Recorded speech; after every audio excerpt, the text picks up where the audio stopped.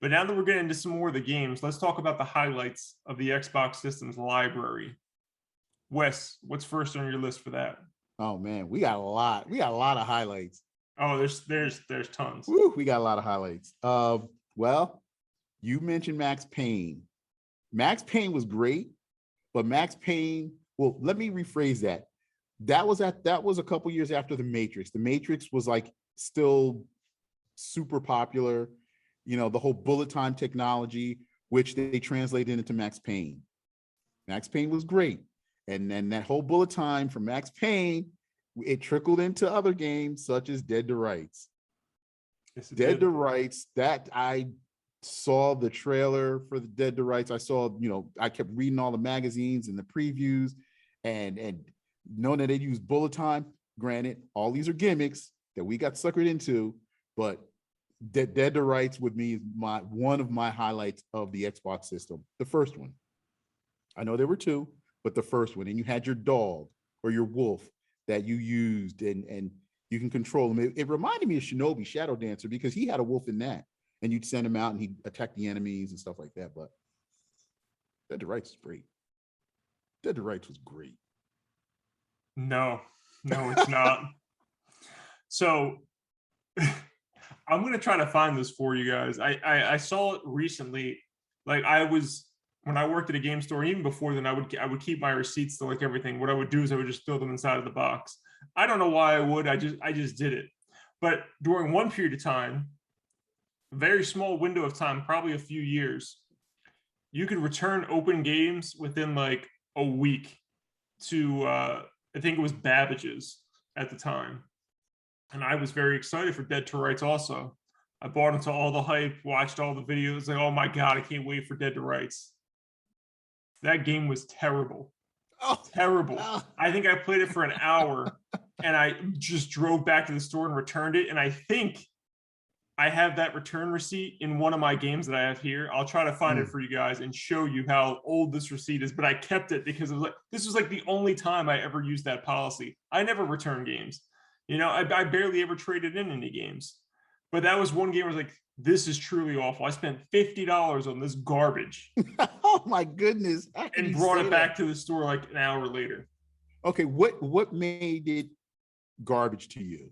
I couldn't even tell you at this point. I think I liked it because it was like a Max Payne clone, and I was just like, exactly. I didn't like the, it probably, knowing me, it probably had nothing, at that time I was younger. I didn't give a shit about the story. Didn't care about a story, whatever. There was probably something fundamentally wrong with the gameplay that really irritated me. It had to do with the controls, I'm sure.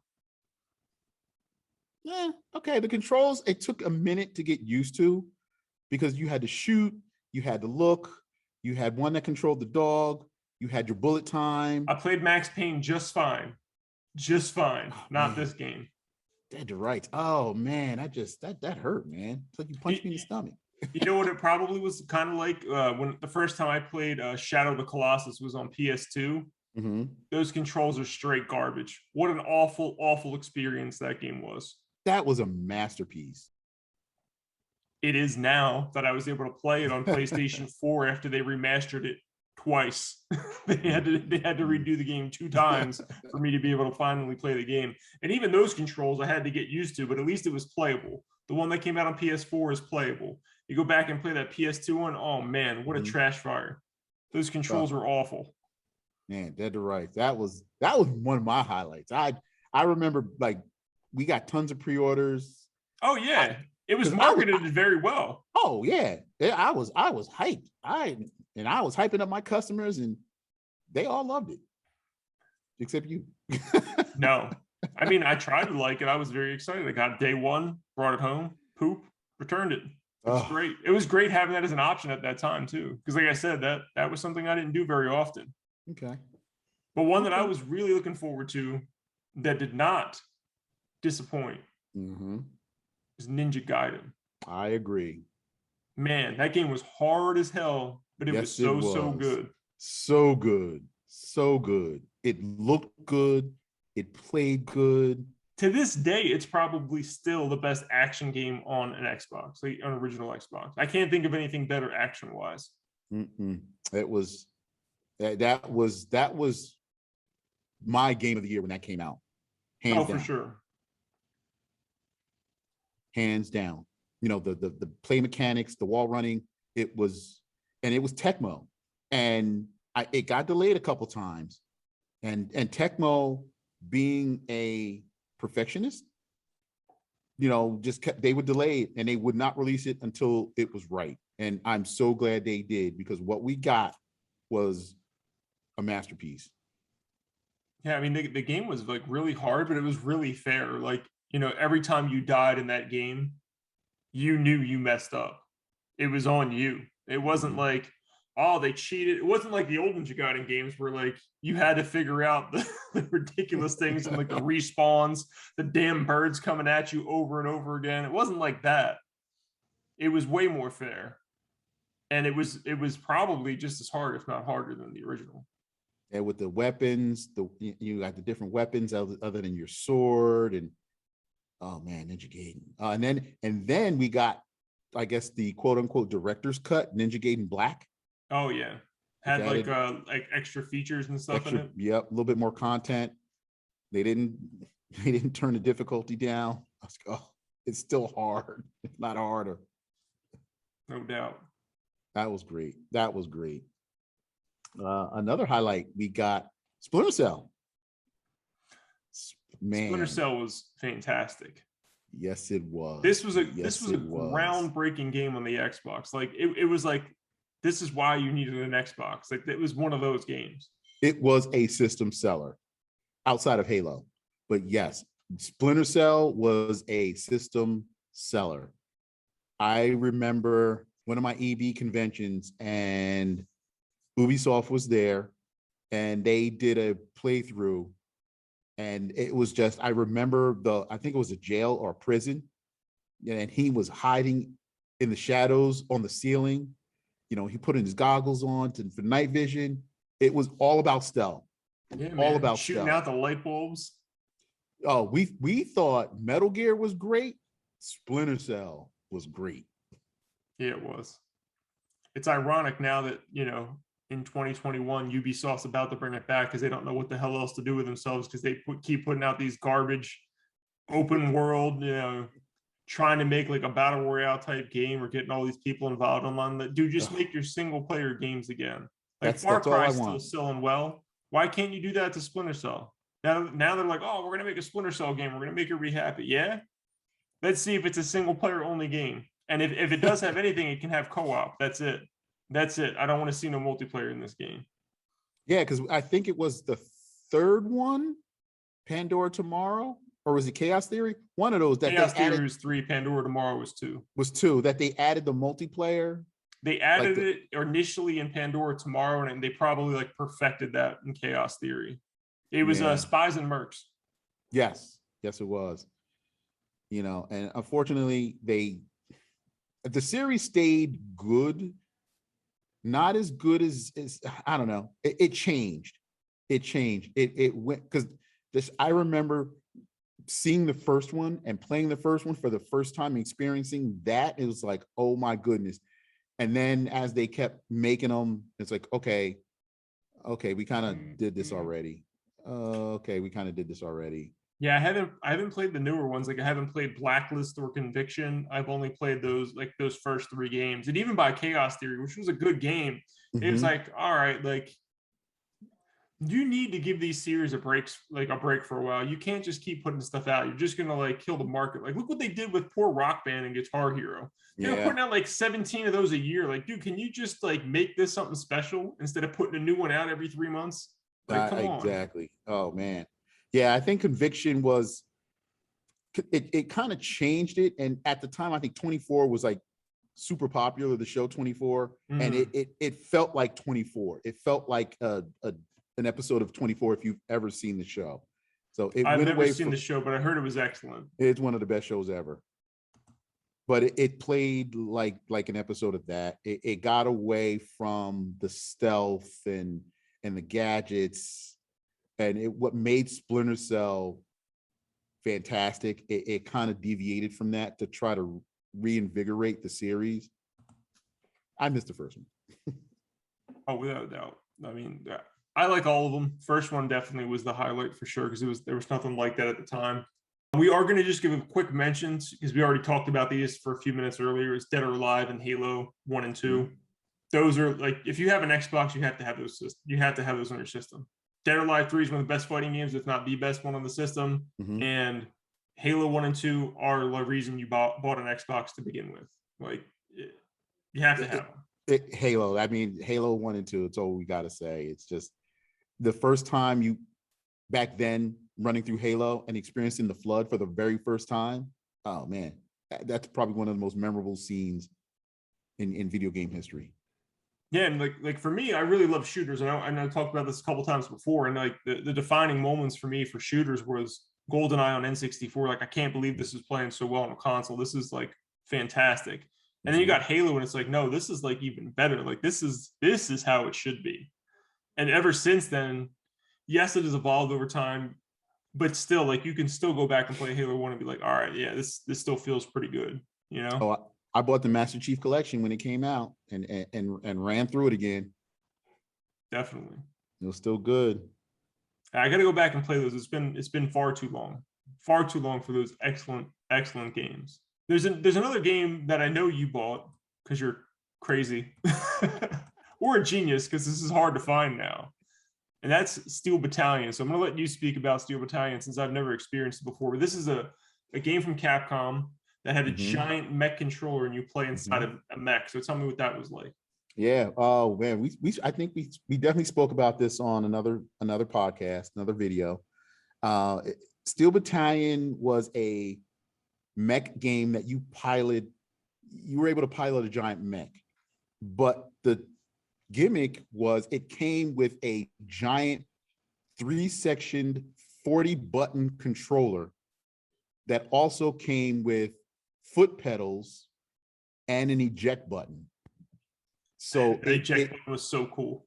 it was under a red button. It was under a cap, and you had to flick the cap, hit the eject button, because if you did not eject before your mech exploded, you had to start all over. Yep. It was very original. It was very different.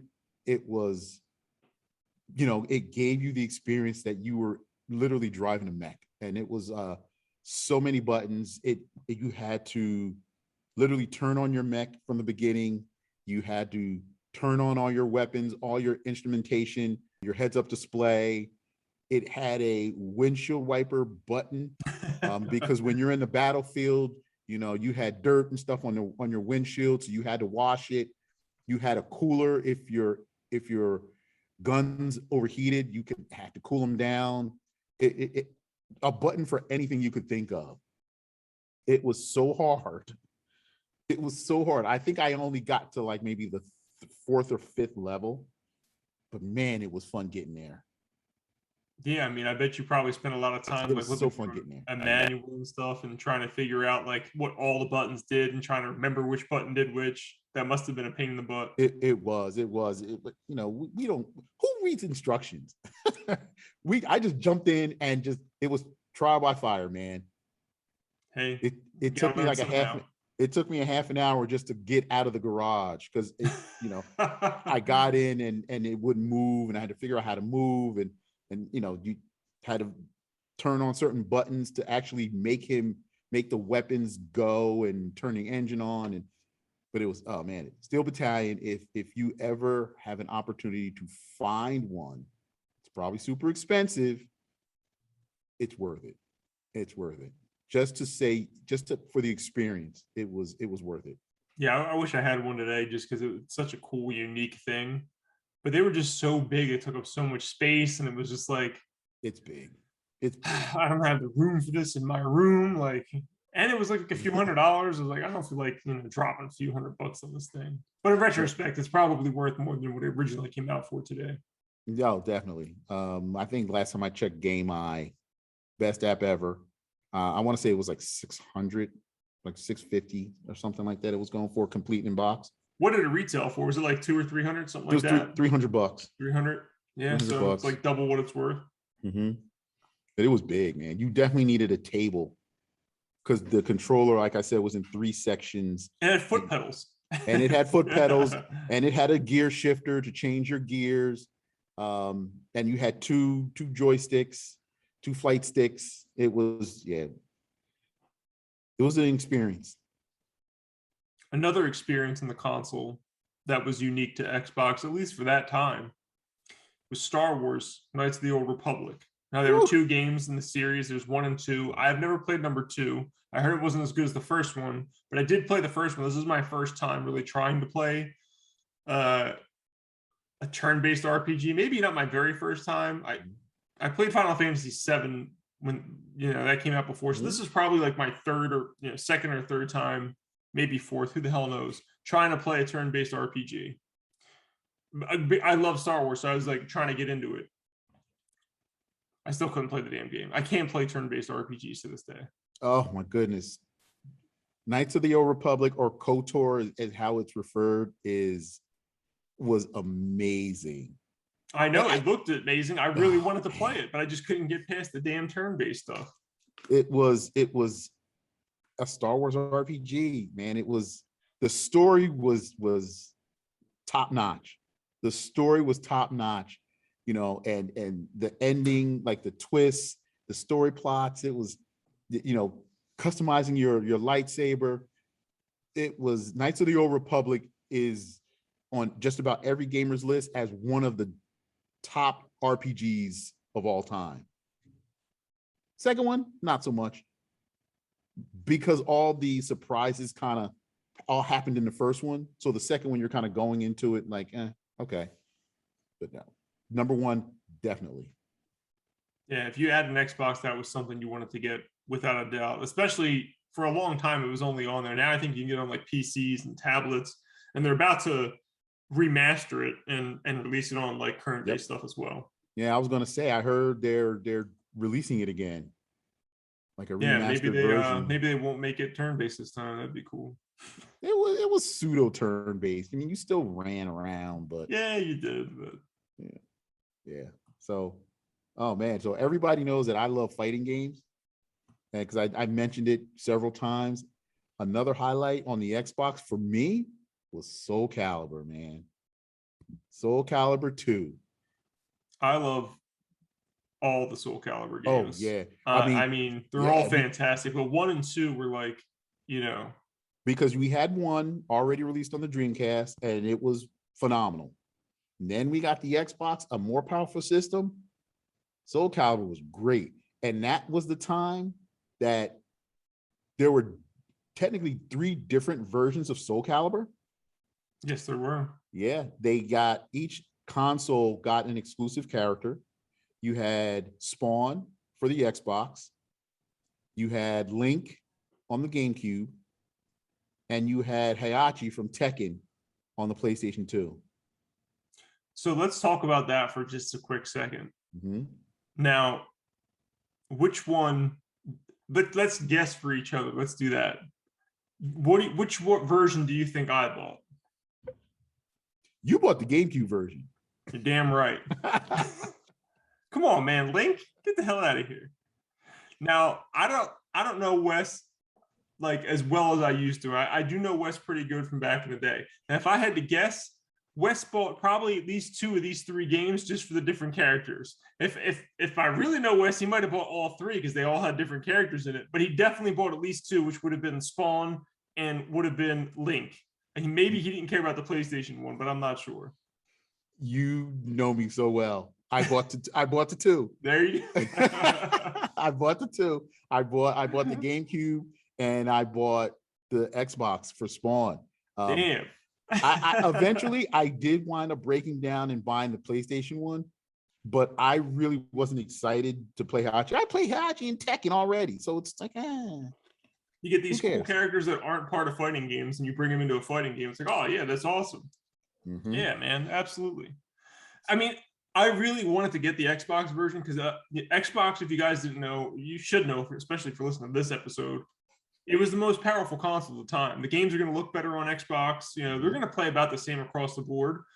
But I couldn't turn down Link, man. Are you kidding me? Get out of here, dude. This was like, the equivalent of like him being like Smash Brothers, but like a real fighting game, you know, like not that Smash Brothers isn't a fighting game, but come on, it's completely different. It's not like a traditional fighting game. No, not a one-on-one fighter. Right. Yeah, that's a good way of putting it. Not like a brawler. Yeah. Oh, Soul Calibur was so good. And just playing as Spawn, from what I remember, because I haven't touched it in a while, was different because people who are familiar with Spawn, knows that he can control his chains and his cape. So you had all of those, and he had an axe that was his main weapon. That's cool. But yeah, it was a Soulcalibur. Soulcalibur will always be one of the top fighters for me of all time. You would think that they would want to re-release this. Like, couldn't they go to Xbox, Nintendo, and PlayStation and be like, listen, we're going to give you guys all a piece of the pie. Doesn't matter however many copies we sell, you're all going to get a percentage of it. But we're going to put Link, Hayachi, and Spawn. Doesn't matter what system they buy it for, they're going to get all three characters. I'm sure Nintendo would never be like, no, we're not having, Link on a PlayStation. But that's what should happen. Like, they should re-release that and give everybody all three characters. I agree. Yeah, that's one of the things about back in the day that don't exist anymore, because those characters would just be DLC. They wouldn't even be on the disc. It would, it'd be the same disc for all those systems, and then if you want Link, it's an extra $5. That's what they would do today. I'm trying to see another highlight for me. I'm thinking Chronicles of Riddick. Oh man. Chronicles of Riddick. Another great FPS. Yes. And if my memory serves me correctly, it was put out because Vin Diesel is a huge gamer, for anyone who doesn't know, and he has a production company, and I think he kind of produced it, or he was obviously the main it. character, but I think he was like heavily involved with the development of the game on at least some sort of level outside of being the actor. Yeah, it was. Oh yeah, Chronicles of Riddick was really good. It looked fantastic. Graphically, it looked phenomenal. The game is excellent, and when I mentioned this earlier that I moved from New Jersey to California. A lot of my stuff's still back there, and this is one of the games I bought twice, not knowing that I had already owned it, because I didn't remember if I owned it or rented it or what. I didn't remember how I played it before, so I bought it a second time when I came to California. I saw it in a retro store. I was like, I'm pretty sure I don't have this. And then I went home and I was like, oh, there it is. So that's definitely one of the games I own twice. Like, that's how good it is. You guys need to get out there and check Chronicles of Riddick out on your OG Xbox for sure. Yes. Another one that's very near and dear to my heart, because I actually love the TV show. Believe it or not, I watched this throughout. I guess this would have been like late middle school, early high school years, I think. But that's Buffy the Vampire Slayer, and these games were fantastic.